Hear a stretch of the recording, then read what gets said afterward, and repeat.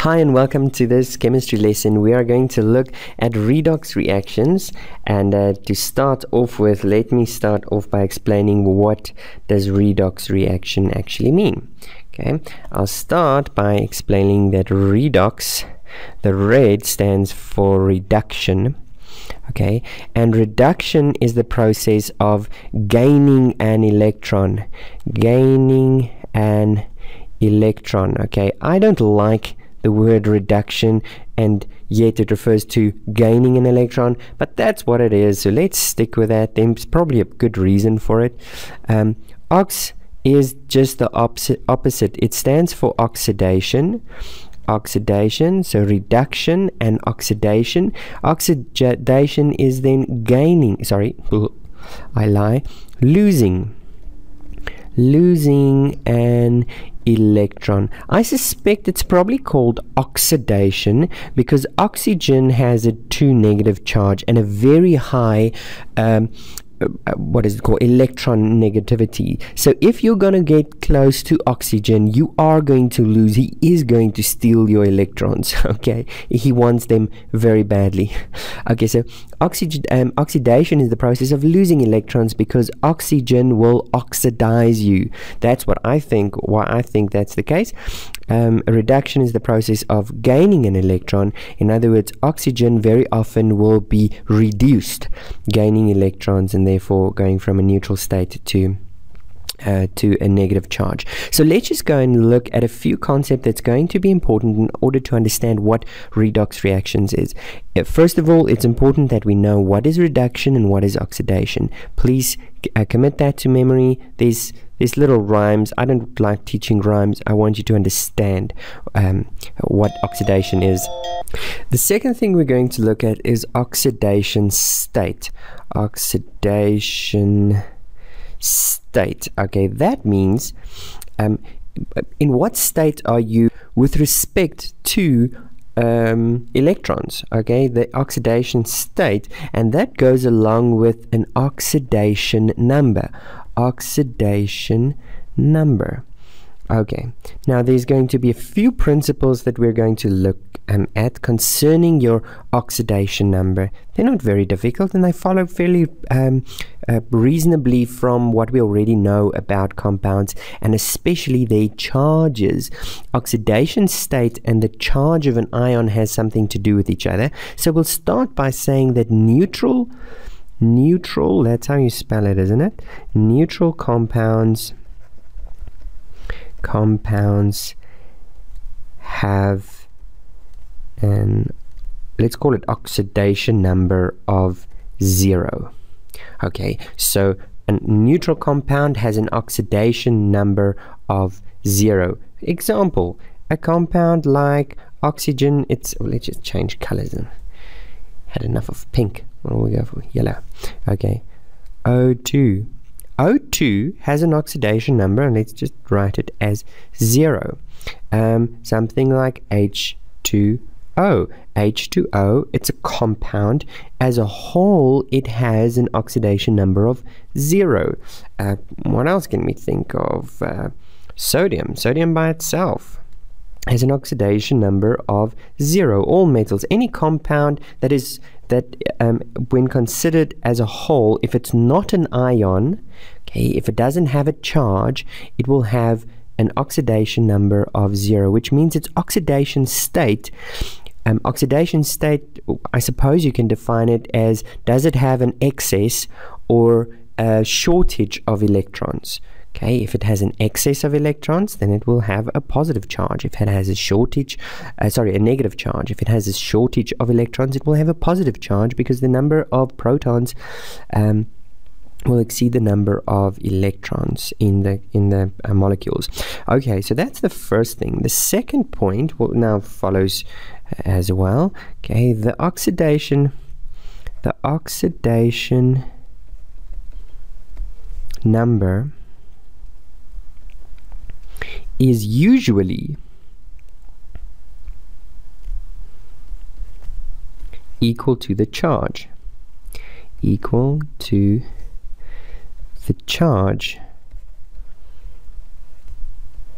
On an ion. Okay, so if we think of that, oxygen, let's start with hydrogen. Hydrogen as an ion is usually H+. Okay, he has donated his electron. Okay, so in compounds where he's donated his electron, he has an H, he has a positive charge. Okay, but hydrogen, and we can think of things like H2O, for example. Here, hydrogen has a positive charge, or his oxidation number, ON, is +1. Oxygen has an oxidation number of 2 negative. Now again, this has to do with, if we look at the periodic table, in which column would we find them. So we'll see, for example, that all of these elements will have a very high likelihood, because they have one extra electron in their, one valence electron, they will very easily give it away to have one positive charge. So all of these will have an oxidation number in compounds. If they exist in a compound as an ion, they will have a 1 positive. Okay, including hydrogen. Okay, these will have a 2 positive charge, because they have donated 2 electrons. On this side, however, now the oxidation state of these elements can all vary, they depending on the compound they're in. But if we go to this side now, all of these compounds will have a 1 negative charge. All of these compounds will have a 2 negative charge. These will have a 3 negative charge in compounds themselves. However, okay, there is one condition. If we were to have a compound like sodium hydroxide, sorry, I don't mean sodium hydroxide, I mean sodium hydride. If I have a compound like sodium hydride, notice that sodium wants to donate an electron. Hydrogen also wants to donate an electron. Which one is more likely to donate the electron? Well, we'll have to look at, well, which one, they can't donate both donated electron. One has to receive the electron. So which one is more likely to receive the electron? And that's where electronegativity is still such an important concept. So we have to look at electronegativity. Now notice that hydrogen, in this specific table they colored, so the more brown it is, the more likely it is to receive electrons. Okay, and so hydrogen, of all these elements, as we go up, notice how electron negativity increases. Okay, so hydrogen would be more likely to gain the electron, because his electron desire for electrons is higher than sodium's desire for electrons. Okay, so in this specific case, hydrogen will have a negative charge. Sodium will have a positive charge, which means the oxidation number for hydrogen is not always 1 positive. It could be a 1 negative. It could have an oxidation number of 1 negative, in which case hydrogen would have received an electron, and if something receives an electron, it has been reduced. It has undergone reduction. Okay, so we'll get a little more to that a little bit later. Let's look at something like in water. We saw that hydrogen, for example, gained the electrons that donated 2 hydrogens, donated electrons that the oxygen wanted. That's why we have 2 of them here. So here he has lost electrons, so he was oxidized by oxygen, coincidentally, and oxygen was reduced because he received electrons. But here's an example again of like SO2. SO2, interestingly enough, if we go to our table, we need to decide, well, which one has its charge as its oxidation number. One of these 2 has its charge as the oxidation number, but both of them are 2 negative. According to the table, notice that both oxygen and sulfur are in the 6th column. So both of them would very gladly receive 2 electrons to reach the 8th column. So both of them wants a 2 negative charge. But oxygen wants it more. it has a very high electron negativity. As a matter of fact, it's second highest of all the elements, and that's probably why we use the word oxidation. It is very likely to take electrons from other elements. The only one that would take electrons from oxygen is fluorine. Okay, so in other words, oxygen would rather have the charge of 2 negative than sulfur, and sulfur is going to have to share his electrons with oxygen. So in this we see, well, that means that oxygen, let me just wipe this out, that means that oxygen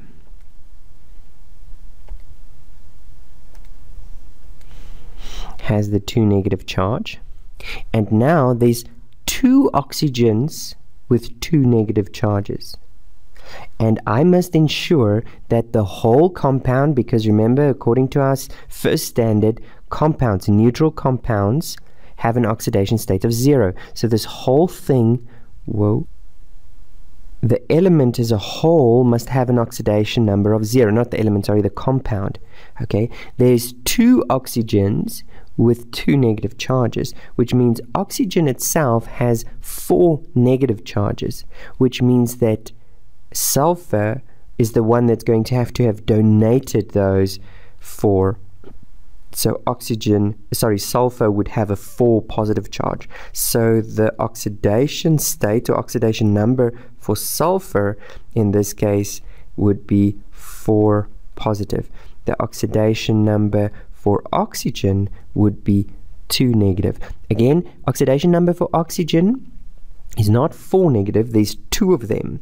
So so each one will have a 2 negative charge. I think this is fairly standard, and just so that you would understand, all of this makes a lot of sense.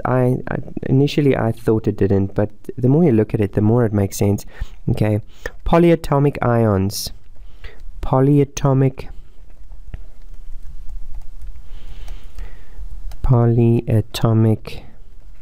ions have an oxidation number equal to its charge. It stays the same to its charge. So for example, if I look at something like OH negative, why does OH have a negative charge? Okay, well, because oxygen itself has a desire for 2 negative.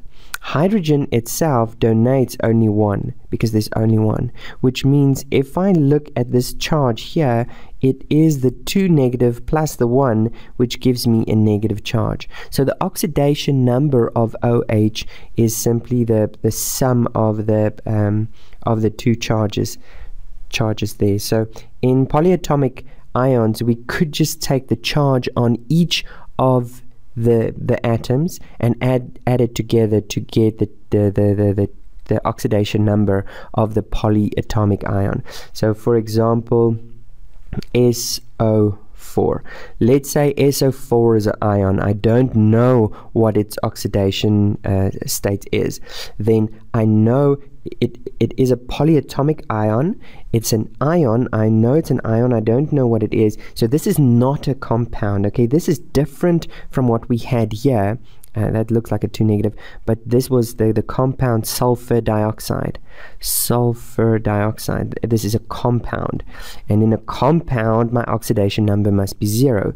In an ion my oxidation number is equal to my charge, but let's say I don't know what the charge is. This is an ion, it means it has a charge. Well, sulfur has a 2 negative charge,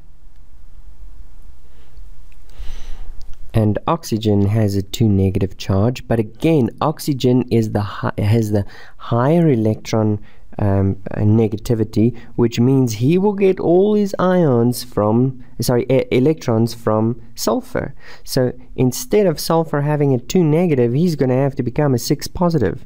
He's going to have to donate his 6 electrons to oxygen. Now he doesn't really donate it, they share it, okay, but oxygen won't. The oxygens won't get electrons from themselves, okay, because all of them want it more than sulfur. wants it. So because sulfur's electronegativity is higher. So what will happen is we will have 4 electrons. I don't mean 4 electrons, I mean 4 oxygens, each wanting 2, okay, and each one of them will grab 1, okay, and so if each one of them will grab 1 electron, there would still be only 2 on offer. So only because 4 electrons have taken 2, so 2 of them will each fill up what he wants, and then 2 of the oxygens will still have missing electrons. Okay, does that make sense? So in other words, well, that's more or less an explanation. It's not exactly right, but just to help you understand the process. So if we have 4, all of them wanting 2, there's a hunger of 8 electrons. Okay, sulfur can only satisfy 6 of them. Okay, which means there's still a hunger of 2 electrons. So as a whole, okay, sulfur, not sulfur, sulfate, if you recall from our T41 video, sulfate, this is what's this one, the sulfate ion will have a 2 negative charge because of what I explained here now. And this will therefore also be its oxidation number. So if sulfate, for example, in H2SO4, in sulfuric acid, if we have the sulfate ion in sulfuric acid, it has an oxidation number of 2 negative, and here we can again see, well, hydrogen has an oxidation number of 1 positive. So I think it's really simple. The only problem comes in is when we actually have something like this. So sulfur, in this case, sulfur and oxygen should both have a 2 negative charge, but because oxygen has a higher electronegativity, we will have to accommodate sulfur's charge and therefore his oxidation state, oxidation number, to accommodate the more electron hungry oxygen. I hope that makes sense. It's not very difficult. It's very simple but very important in order to understand redox reactions. In the next video we will go and look at redox reactions. What does it look like? What does it mean to say something is a redox reaction? I will see you there.